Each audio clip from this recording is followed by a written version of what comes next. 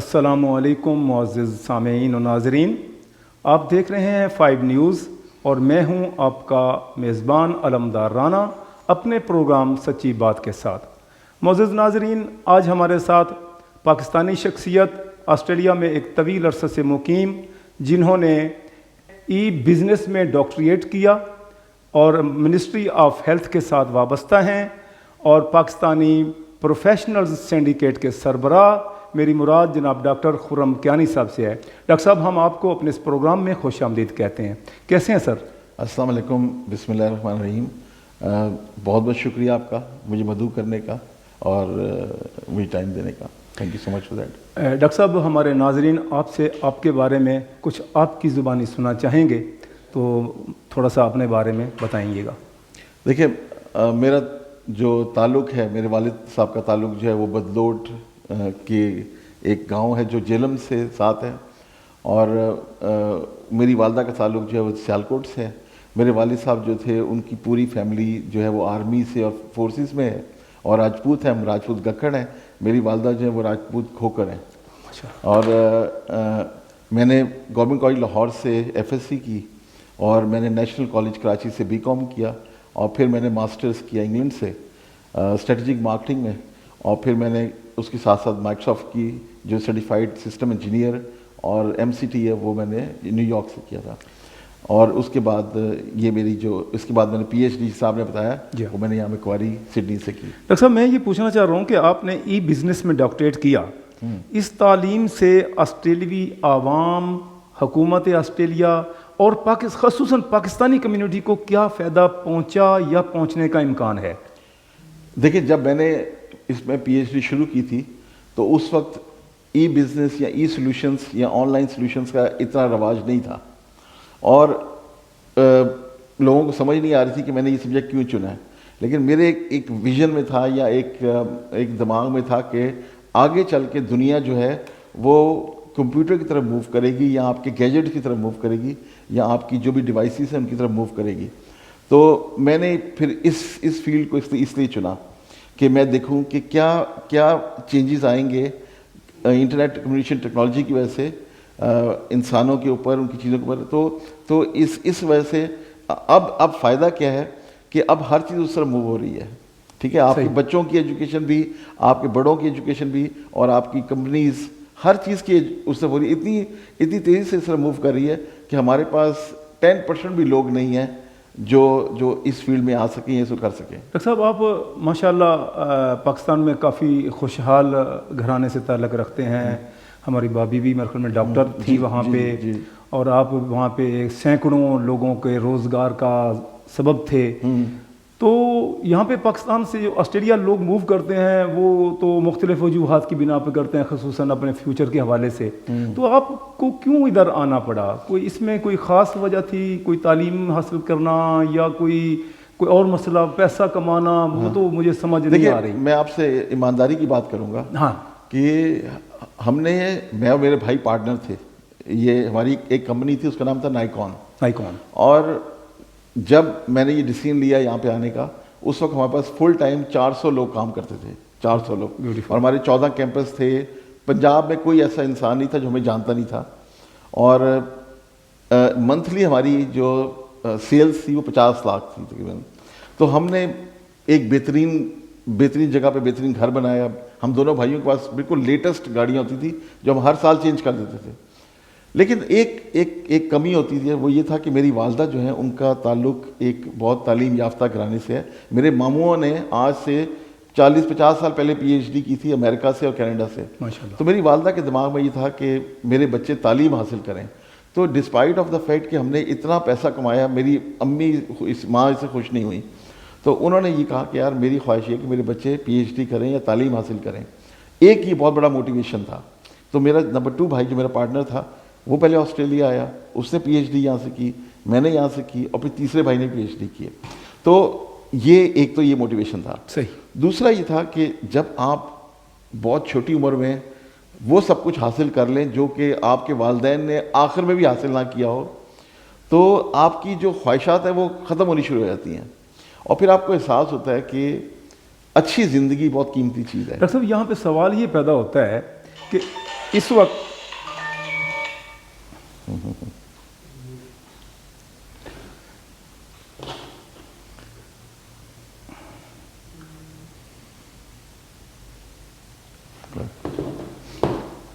Doctor صاحب اس وقت سوال یہ پیدا ہو رہا ہے کہ پاکستان سے آپ دیکھ رہے ہیں کہ برین ڈرین ہو رہا ہے، بڑے اچھے اچھے دماغ جو ہیں وہ پاکستان سے فلائی کر رہے ہیں باہر کنٹریز کی طرف، آپ بھی انہی میں سے ایک تھے، تو آپ کیا سمجھتے ہیں کہ برین ڈرین کو پاکستان میں سٹاپ کیا جانا چاہیے، یا یہی لوگ پاکستان سے باہر جب پہنچیں تو سفیر پاکستان کی حیثیت سے پاکستان کو کچھ فائدہ پہنچائیں؟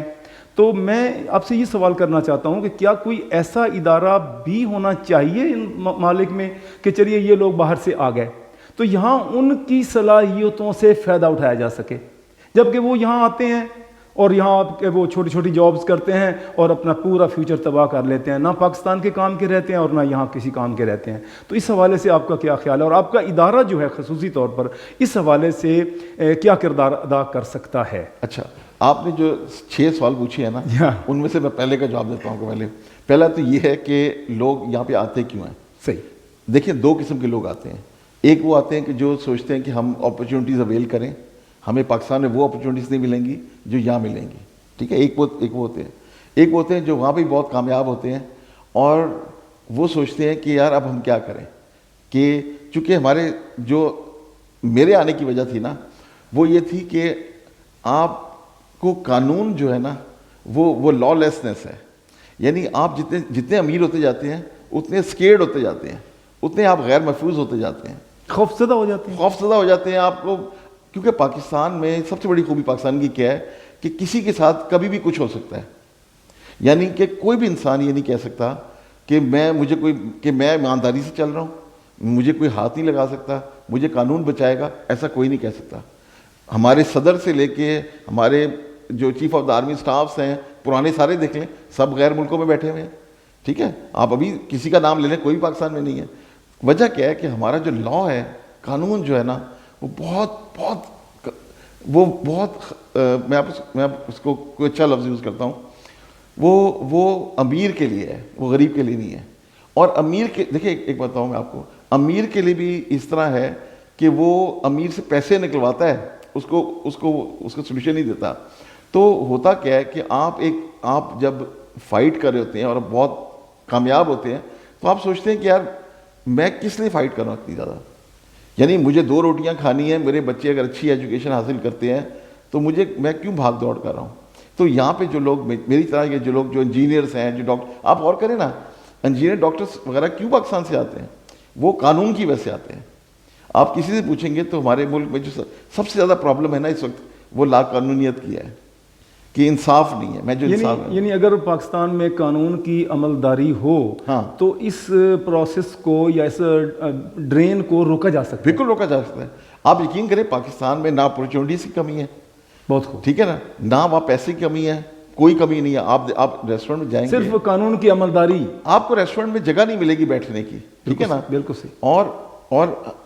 اور پچھلے کچھ سال، اب 2-3 سالوں میں ہمارے کسان بھی بہت جو ہے نا وہ خوشحال ہونا شروع ہو گیا ہے۔ آپ اس سے دیکھیں دنیا میں، آپ مجھے کسی اور ملک کا نام بتا دیں جہاں پہ گاڑیاں آن پہ ملتی ہوں، جہاں گاڑیوں کے لیے 6 مہینہ ویٹ کرنا پڑتا ہو، جہاں آپ کو گاڑی کی قیمت سے 2 لاکھ زیادہ دینا پڑتا ہو۔ یہاں پہ تو اگر آپ کسی کو فون کریں کہ مجھے گاڑی چاہیے تو آپ کے گھر پہنچ جاتے ہیں، ٹھیک ہے نا۔ کیوں ایسا ہے؟ اس کی وجہ یہ ہے کہ لا لیسنس ہے۔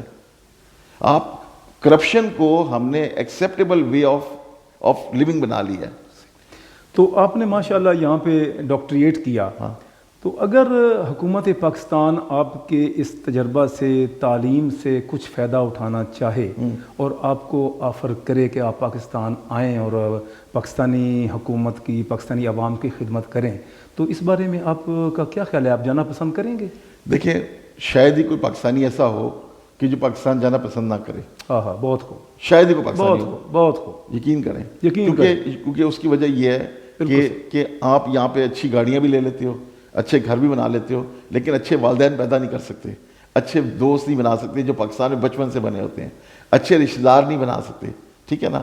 تو ہر پاکستان کے اندر آپ کسی کو جتنا ٹائم گزرتا جاتا ہے اتنا پاکستان کی محبت بڑھتی چلی جاتی ہے، ٹھیک ہے نا۔ اچھا اب اس میں کیا ہوا ہے کہ 2 دفعہ گورنمنٹ نے مجھ سے رابطہ قائم کیا اور مجھے آفر کیا کہ جی آپ آئیں اور یہ پوزیشنز ہیں. میں ایک دفعہ انٹرویو کے لیے بھی گیا, میں اسلام آباد بھی گیا اور بڑی سینئر پوزیشن تھی, میں نے اس کو سب کچھ ملاقات بھی کی, سب کچھ ہو گیا, لیکن انہوں نے مجھے کہا کہ جی آپ یہ جو فارم ہے اس پہ یہ جو لکھا ہوا ہے کہ آپ ڈیول نیشنلٹی چھوڑ دیں گے, ڈوول نیشنلٹی چھوڑ دیں گے. تو میں نے ان کو کہا کہ یار یہ تو میرے لیے پاسبل نہیں, کیونکہ میرے بچے تو ابھی یونیورسٹیز میں ابھی گئے ہیں, ٹھیک ہے, میں کس طرح چھوڑ سکتا ہوں. تو انہوں نے کہا کہ نہیں آپ چھوڑیں نہیں, لیکن آپ اس کو سائن کر دیں. تو میں نے کہا بات سنیں, دیکھیں آپ کا کانٹریکٹ تو 2-3 سالوں کا ہے, اگر مجھے کل کو میڈیا والوں نے اس پہ تصویریں لگانی شروع کر دیں تو میں کس کو یہ اپنا منہ دکھاؤں, کس کو جسٹیفائی کروں گا. تو ہمیں جو ہے ہمیں آنیسٹ ہونے کی ضرورت ہے. ہم یعنی میڈیا کا خوف سے بہتر یہ ہے, زیادہ یہ ہے کہ ہمیں اپنے ضمیر کو جواب دے ہونا چاہیے. دیکھیں جو بھی گورنمنٹ آتی ہے نا وہ یہ کہتی ہے کہ جی ہم اوورسیز پاکستانیز کے ساتھ بڑے مخلص ہیں, ہمیں ان کی برین چاہیے, ہمیں ان کی کچھ نہیں چاہیے.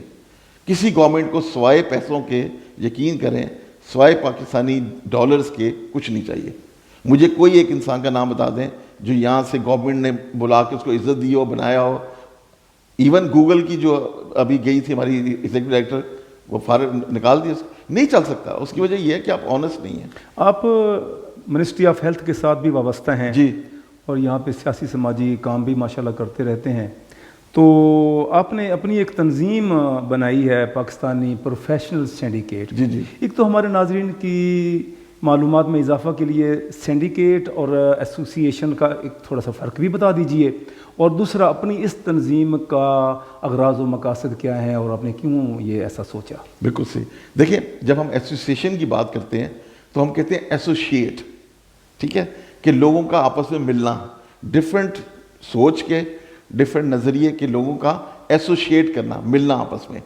جب ہم سنڈیکیٹ کی بات کرتے ہیں تو ہم کہتے ہیں کہ ایک ہی جیسے سوچ کے, ایک ہی جیسے پروفیشن کے لوگوں کا ملنا آپس میں. بالکل ٹھیک ہے نا.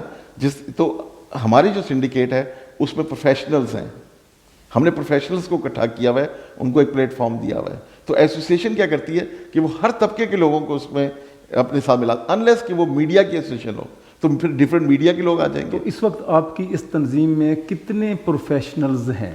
دیکھیں پہلی بات تو یہ ہماری یہ ایسوسیشن نہیں ہے, یہ ایک ناٹ فار پروفٹ ایک چھوٹی سی تنظیم ہے, چھوٹی سی. صحیح. میں اس کو بہت چھوٹا کہتا ہوں کیونکہ بہت چھوٹی سی ہے.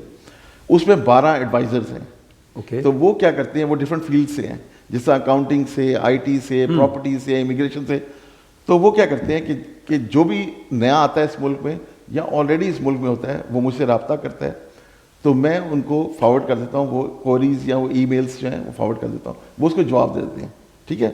اچھا ہماری کوئی ممبرشپ فیس نہیں ہے, ہماری کوئی ممبرشپ ہے سچ نہیں ہے کہ ہم نے ان کو بولا ہو کہ جی آپ یہ فارم بھرے فلاں. ہمارا یہ کہ ہمارا ایک فیس بک پہ ہمارا ایک پروفیشنل کا گروپ ہے جس میں اس وقت کوئی 5000 لوگ جو ہیں اس سے پروفیشنل جڑے ہوئے ہیں. ہم نے یہ کیا ہوا ہے کہ بہت سختی رکھی ہوئی ہے کہ خالی پروفیشنلز کو اس میں ایڈ کیا ہوا ہے, نان پروفیشنلز کو ایڈ نہیں کیا, تاکہ ہم ایک پلیٹ فارم بنا سکیں. ڈاکٹر صاحب آپ نے پاکستان میں ایک بہت اچھا بزنس سٹارٹ کیا. میں تو اسے بزنس نہیں کہتا ہوں, میں تو اسے خدمت کہتا ہوں کہ آپ نے ایجوکیشن کے فیلڈ کو چنا اور وہاں پہ ایک چین بنا دی اور جگہ جگہ پہ اپنے سکولوں کے جو ہیں وہ کھول دیے. تو اس تجربہ سے آپ کو یہاں پر بھی آپ کچھ ایسا نہیں کر سکتے کہ یہاں پر بھی اسی لیول کا کوئی انسٹیٹیوشن بنا دیا جائے اور پاکستانی جو نئے لڑکے آتے ہیں یا ہمارے بورن آسٹریلین بچے ہیں تو وہ آپ کے اس تجربے سے اور آپ کے ان انسٹیٹیوشن سے فائدہ اٹھا سکیں؟ بالکل, آپ کا بہت زبردست سوال ہے اور مجھ سے کبھی کسی نے پہلے یہ سوال نہیں پوچھا. ایکچولی جب میں اور میرے بھائی نے انگلینڈ سے ہیں, انہوں نے کمپیوٹر سے ماسٹرز کیا, میں نے مارکیٹنگ میں ماسٹرز کیا. ہم دونوں نے مل کے نائکون بنایا, یہ کمپنی بنائی نائکون کے نام سے, اور اس پہ ہم نے ایک پہلے دن ڈیسائیڈ کیا کہ ہم کوئی بھی ایکسپیرینسڈ آدمی نہیں لیں گے, ہم اپنے اسٹوڈنٹس کو ٹرین کریں گے, اسٹوڈنٹس کو, اور ان کو ٹیچرز بنائیں گے. تو 400 کے 400 تو وہ تھے جو کام کر رہے تھے, لیکن ہزاروں ایسے ٹیچرز تھے جو آئے, ٹرینڈ ہوئے, باہر چلے گئے. ٹھیک ہے. اچھا اب ہوتا کیا ہے کہ آپ ایک پورا زور زندگی میں لگاتے ہو ایک چیز کو حاصل کرنے کے لیے. بالکل صحیح. ہم دونوں بھائیوں نے بڑی محنت کی اور حاصل کر لیا. اب جب میں یہاں پہ آیا تو میرا مقصد بالکل فرق تھا. میرا مقصد یہ تھا کہ میں اپنے بچوں کے ساتھ زندگی گزاروں, میں اپنی پی ایچ ڈی مکمل کروں اور میں ایک اچھی زندگی جو ہے وہ گزاروں. میرا اس سے زیادہ کوئی ایمبیشن نہیں تھا. اور آپ اس سن کے حیران ہوں گے کہ میں 10 سے 12 سال کسی سے نہیں ملا آسٹریلیا میں آ کے 10-12 سال میں کسی سے نہیں ملا. اور میں اپنے بچوں کے ساتھ میں نے کرکٹ امپائرنگ کی, ٹھیک ہے نا, اور وہ کیا کہتے ہیں یونیورسٹی میں کھیلنا گھومنا, کوئی ایسا کام نہیں کیا جو کہ مجھے اپنے بچوں کی زندگی یا اپنے گھر کی زندگی سے الگ کر دے یا پیسے کی طرف لگا دے, کیونکہ ہم نے پیسے کو تو چھوڑ کے یہاں پہ ادھر آئے تھے. تو آپ کی بات بہت صحیح ہے کہ اب میں ایک پروجیکٹ پہ کام کر رہا ہوں جو میرا بڑا ڈریم پروجیکٹ ہے, مجھے وہ کمیونٹی کی ہیلپ کے لیے ہے, اور وہ اس لیے بالکل اس کو ہیلپ کرنے کے لیے. ڈاکٹر صاحب یہاں آسٹریلیا میں بہت ساری تنظیمیں پاکستانیوں کی کام کر رہی ہیں, کام کرنا کچھ برا نہیں ہے, کوئی زیادہ اختلافات ان کے درمیان ہونے بھی نہیں چاہیے, لیکن اس کے باوجود ہم یہاں دیکھ رہے ہیں کہ اس وقت پاکستانیوں کی کچھ ایسی تنظیمیں ہیں جو آپس میں متحارب ہو رہی ہیں, اور یہ اختلاف اس قدر بڑھ رہا ہے کہ پچھلے دنوں میں ایک صحافی صاحب ہیں یہاں آسٹریلیا کے ہی, ان کا ایک انٹرویو ہو رہا تھا کسی گروپ میں, تو پیچھے سے کچھ ایسے شرمناک قسم کے جو ہے وہ نعرے بلند ہو رہے تھے جو میں یہاں کہنا بھی نہیں چاہ رہا کسی ایسی شخصیت کے بارے میں. تو یہ رجحان جو ہے اس کو آپ کس نظر سے دیکھتے ہیں؟ دیکھیں, میں یہ سمجھتا ہوں کہ اصل میں ہوا کیا کہ ہمارے ملک میں نا تعلیم پہ بہت زور دیا گیا, جس کے بڑے نقصانات ہوئے.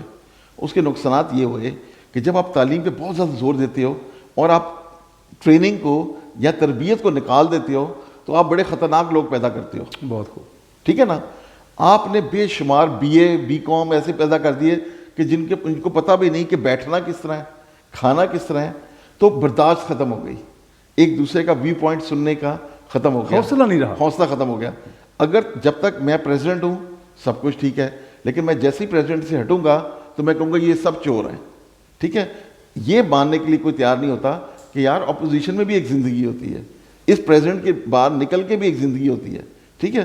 پھر کیا ہوا کہ ہر شخص چاہتا ہے کہ میں ایک لائم لائٹ میں رہوں, کہ مجھے لوگ کہیں کہ واہ واہ واہ پریزیڈنٹ صاحب آپ بیٹھے ہیں فلاں.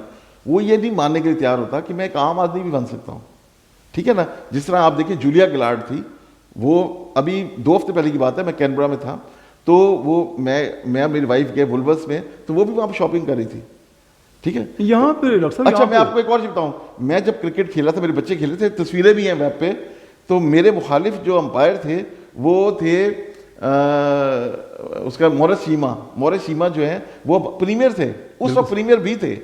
آپ سوچ سکتے ہیں کہ ایک پریمیئر جو ہے وہ کوچنگ بھی کر رہا ہو اور امپائرنگ بھی کر رہا ہو. سر میں نے یہاں پہ موریسن کو ایک وہ کارنر پہ کسی کا گراس بنا تھا نیا, تو وہاں پہ وہ تقریر کر رہا تھا, بالکل اتنے میں وہ بندہ باہر آیا ہے اور اس نے اس کو کہا نیچے چلے جائیں. ہاں اس کا صحیح بات ہے. میرے تو یہ تو ایک جو ہے نا فریڈم ہے نا.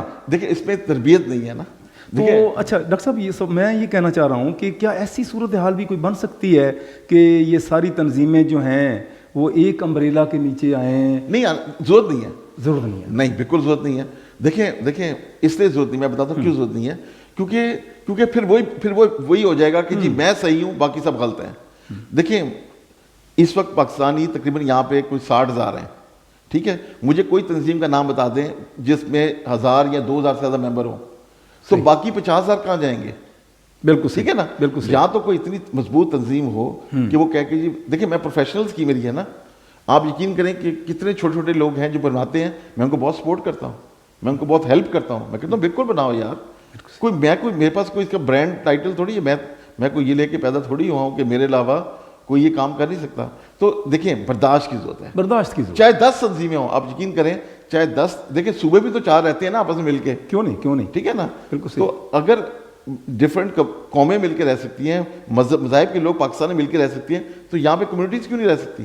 بلکہ میرے خیال میں ایک مقابلے کی ایک فضا پیدا ہوئی ہے. ہاں, تو لوگ ایک دوسرے سے بڑھ کے کام کر رہے ہیں, اور کمپٹیشن سے ہمیشہ کنزیومر کو فائدہ ہوتا ہے. لیکن ڈاکٹر صاحب مجھے ایک بات سمجھ نہیں آئی کہ یہاں پہ تقریباً جتنی بھی تنظیمیں کام کر رہی ہیں ان میں سے کسی بھی تنظیم نے سوائے ایونٹس آرگنائز کرنے کے, میں تو انہیں کہتا ہوں کہ یہ ایونٹس آرگنائزیشنز ہیں, صرف ایونٹ جو ہے 14 اگست آ گیا, 23 مارچ آ گیا, ان کو آرگنائز کرتے ہیں اور اس کے بعد یہ اپنے گھروں میں سو جاتے ہیں. کوئی ایسا ادارہ مجھے یہاں پہ نظر نہیں آیا جس نے پریکٹیکلی کوئی کمیونٹی کے لیے کوئی ایسا ادارہ بنا دیا ہو. مثلا ہمارے یہاں پہ مذہبی تنظیمیں ہیں، کسی نے بڑی بڑی 2-2 ایکڑ 3-3 ایکڑ پر مشتمل مساجد، امام بارگاہیں موجود ہیں، اور وہ سارا سال خالی پڑی رہتی ہیں، ان سے کوئی فائدہ اٹھایا نہیں جا رہا کمیونٹی کے لیے، حالانکہ وہاں پہ کالجز شروع ہو سکتے ہیں، انسٹیٹیوشن سکول شروع ہو سکتے ہیں، لیکن مجھے بہت کم نظر آیا کہ کوئی ایسی اس کے مقابلے میں باقی ملکوں کے لوگ ہیں انہوں نے اپنے اپنے ملکوں کے ہاؤسز بھی بنائے ہوئے ہیں۔ تو بہرحال آپ یہاں تشریف لائے، بہت شکریہ۔ بس آپ سے آخری سوال یہ ہے کہ ہمارے ہاں لوگ جو ہیں وہ پاکستان سے ایک تیزی کے ساتھ یہاں آسٹریلیا میں آ رہے ہیں، آپ ان کے لیے کیا تجویز کرتے ہیں کہ وہ آسٹریلیا آنے سے پہلے وہ کس فیلڈ میں اپنے آپ کو تیار کر کے آئیں تاکہ انہیں یہاں آ کر کوئی مشکل کا سامنا نہ کرنا پڑے؟ ہم اس سلسلے میں کیا کر رہے ہیں کہ لاہور میں میرا ایک گھر ہے جو خالی ہے، تو میں نے اس کو آلریڈی اس کے رومز رینویٹ کرنے شروع کر دیے تھے کہ ہم جو لوگ آنا چاہ رہے ہیں ان کو پہلے وہاں پہ ٹرین کریں، ٹھیک ہے، ان کو بتائیں کہ اگر آپ کی مائگریشن ہو رہی ہے، یہ چیزیں ہو رہی ہیں، تو ہم آپ کو بتا سکتے ہیں کہ آپ کو کون کون سی، دیکھیں ہمارے ملک کا ایک بدقسمتی کیا ہے کہ ہمارے ملک میں ڈپلوما جو ہے وہ ایک بڑا برا لفظ سمجھا جاتا ہے کہ جی وہ لڑکا ڈپلوما کر رہا ہے وہ نالائق ہے۔ یہاں پہ ڈپلوما کرنے والے ایم ڈی لگے ہوتے ہیں کمپنیز میں، ہمارا ملک ڈگریز کا ہے، یہاں پہ ڈگریز کی کوئی ویلیو نہیں ہے، ٹھیک ہے نا، انلیس کہ آپ کی کوئی اسکلڈ ہو جیسا ڈاکٹری کی۔ تو ہمیں ایک تو اپنے مائنڈ سیٹ کو چینج کرنا پڑے گا، ہمیں مور ٹیکنیکل سینٹرز بنانے پڑیں گے، مور ٹیپس بنانے پڑیں گے، لوگوں کو اسکل دینی پڑے گی۔ میں اگر میرے بس میں ہو تو میں 2 کام کروں، ایک تو یہ جو بھی نئی حکومت آتی ہے وہ یونیورسٹی بنانی شروع کر دیتی ہے، کوئی ضرورت نہیں یونیورسٹیز بنانے کی، ہمارے پاس آلریڈی بہت یونیورسٹیز ہیں۔ دوسرا، ہم سکولز بنائیں، اچھے سے اچھے سکول بنائیں۔ تیسرا کہ ہم ٹیکنیکل ایجوکیشن سینٹرز بنائیں، ہم ایم اے بی اے کو تو منیمم کر دیں، ہم اس کا میرٹ اتنا ہائی کر دیں کہ یار ایم اے بی اے اس لیے نہ ہو کہ اب آپ کچھ نہیں کر سکتے زندگی میں تو ایم اے بی اے کر لو، ٹھیک ہے نا۔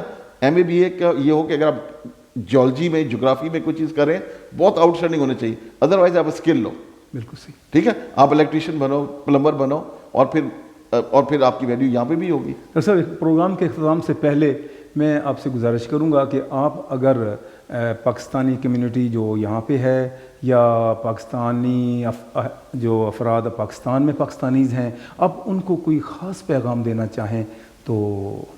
دیکھیں میرا تو ایک بڑا سیدھا سا پیغام ہے، وہ یہ ہے کہ ہمیں جنت اور دوزخ سے نکل کے ہمیں جو کمنڈمنٹس ہیں، ہمارے کمنڈمنٹس ہوتے ہیں جو زندگی گزارنے کے اصول ہیں، ان پہ توجہ دینے کی ضرورت ہے، ٹھیک ہے، ہمیں ان کو ٹھیک کرنے کی ضرورت ہے۔ وہ کون سے ہیں؟